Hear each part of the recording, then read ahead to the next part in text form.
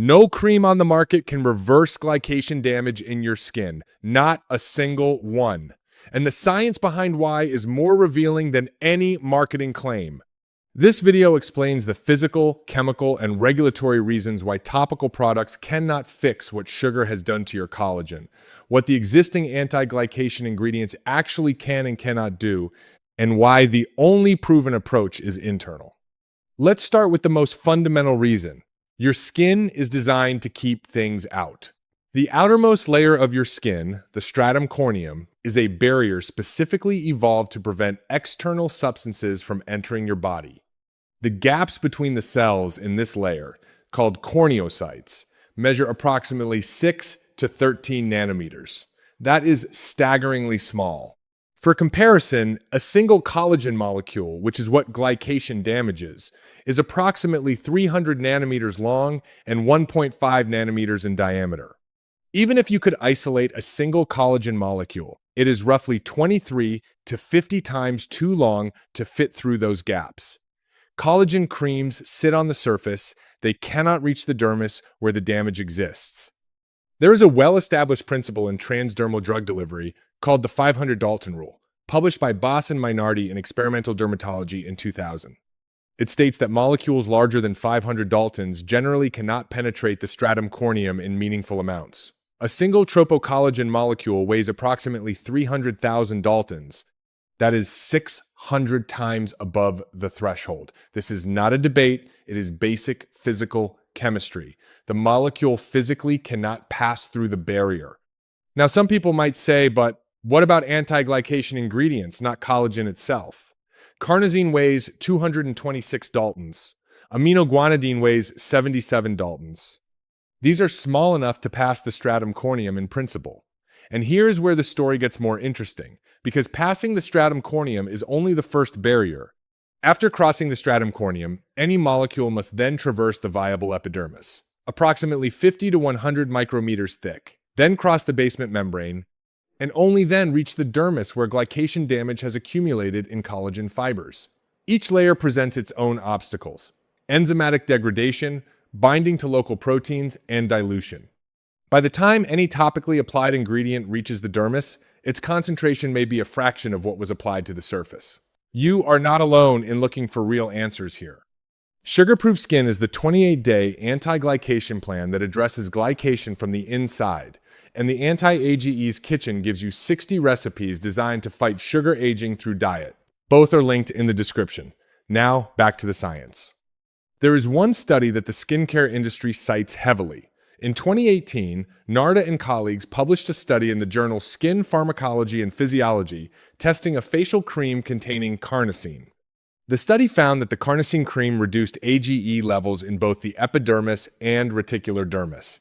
That sounds impressive, but here is what the marketing does not tell you. This was an ex vivo study, meaning it used human skin explants, punch biopsies, maintained in a culture dish, not a clinical trial on living people.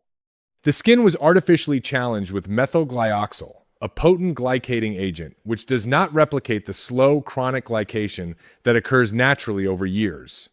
And the study authors included employees of the product manufacturer. Most importantly, the carnosine did not break existing AGE crosslinks. It prevented new ones from forming by acting as what scientists call a sacrificial peptide, meaning it gets glycated instead of your collagen. This is called transglycation, and it is a real mechanism documented in research published in a 2018 review in PMC. But here is the practical problem. The amount of carnosine in a topical cream is minuscule compared to the systemic burden of circulating sugars and reactive carbonyl species in your body.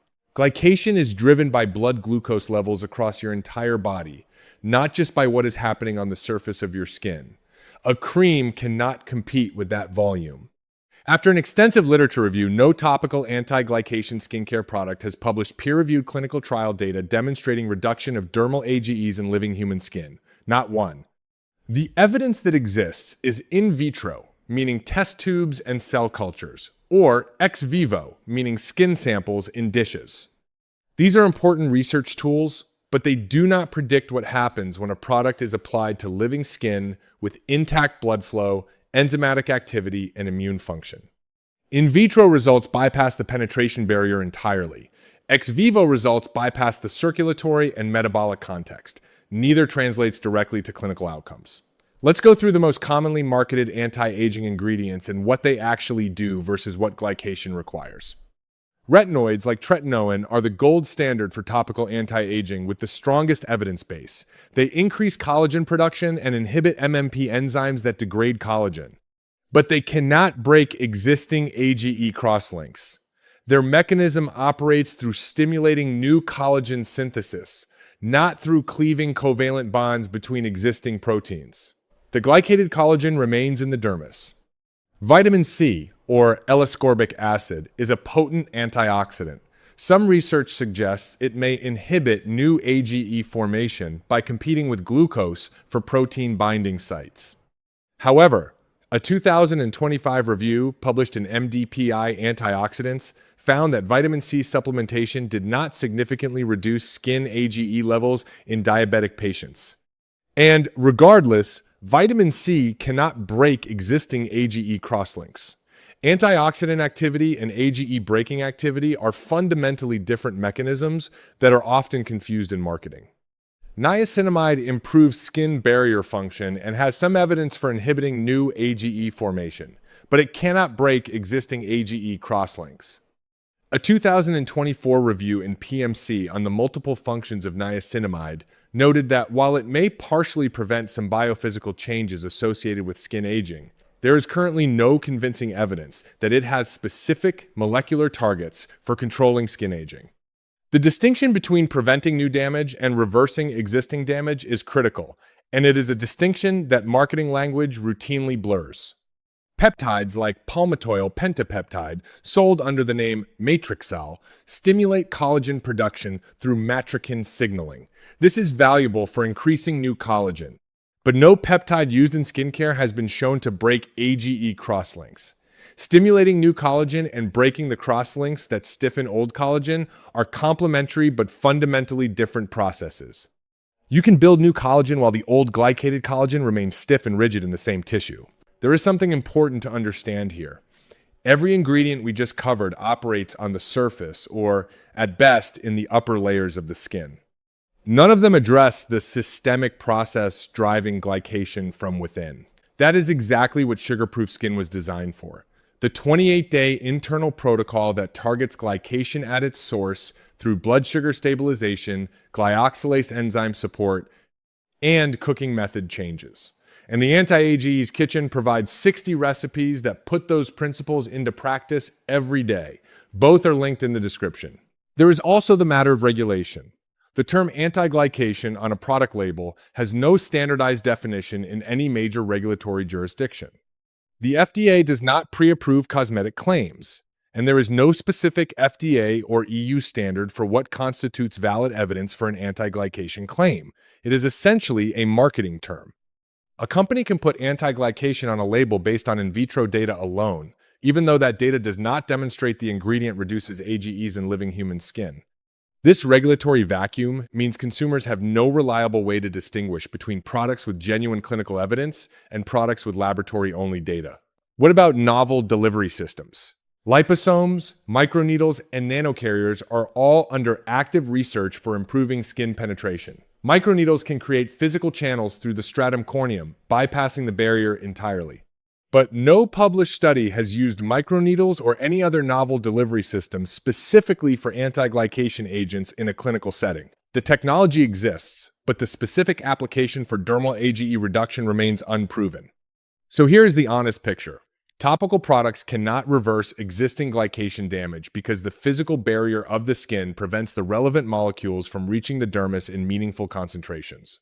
The ingredients that can penetrate, like carnosine, have at best preventive effects, not restorative ones. And even those preventive effects have only been demonstrated in ex vivo and in vitro studies, not in clinical trials on living skin. No AGE crosslink breaker has ever been approved for topical use. The only drug specifically designed for this purpose, Allegbrium, showed initial promise in 2001, but failed in subsequent clinical trials and was never brought to market. And the term anti-glycation on product labels has no regulatory definition, meaning it requires no clinical evidence to use. The approach that does have evidence is internal. Reducing sugar intake slows new AGE formation at the source. Changing cooking methods from dry heat to moist heat reduces dietary AGEs by approximately 5-fold, based on Dr. Jaime Uribari's 2010 data published in the Journal of the American Dietetic Association, from roughly 5,800 kilonits per 100 grams when broiling to about 1,100 when boiling. Supporting your glyoxylase enzyme system gives your body's natural defenses, specifically glyoxylase 1 and glyoxylase 2, the capacity to neutralize methylglyoxal before it forms permanent AGEs. And consuming anti-glycation compounds like cinnamaldehyde, curcumin, and EGCG can interfere with specific stages of the glycation process from within. The plan that puts all of this together is Sugar-Proof Skin, the 28-day protocol for reducing glycation from the inside, and the Anti-AGE's Kitchen, which gives you 60 recipes built on low AGE cooking methods and anti-glycation ingredients. Both are linked in the description. If this video showed you something the skincare industry is not telling you, subscribe, because the next videos go even deeper into the science they do not want you to understand. Thanks for watching. See you in the next one.